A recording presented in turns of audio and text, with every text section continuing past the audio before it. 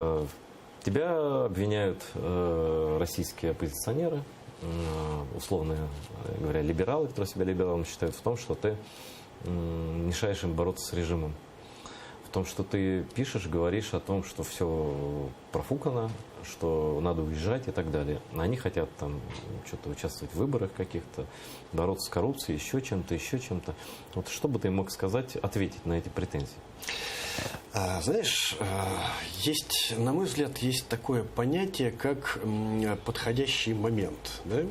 Вот когда ты целуешь девушку, ей 18 лет, это подходящий, на мой взгляд, момент целовать девушку. А когда ты целуешь девушку, когда ей 106 лет, на мой взгляд, это уже не подходящий момент. Это называется профукали все полимеры. Да? Вот бороться с Путиным, выходить на митинги, участвовать в выборах нужно было до 2012 года. После 2012 года все это закончилось, все это бессмысленно. Это уже не подходящий момент, друзья мои. Вы, конечно, можете выходить, еще раз я преклоняюсь перед вашим мужеством, но все это бессмысленно. Вы в очередной раз уедете в тюрьму, тут опять надо будет вам собирать деньги на адвокатов на помощь, ресурсов уже никаких нет.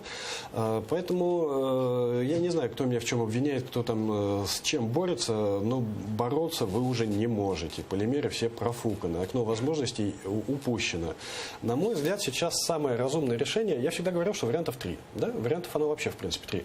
Первый – бороться, второй – смириться, третий – уезжать. Вот первый вариант отпадает, остается смириться и уезжать. На мой взгляд, сейчас самый оптимальный вариант – это уезжать. Пока еще и нефть не рухнула, пока и квартиру в Москве можно продать, потому что дальше будет хуже. Да?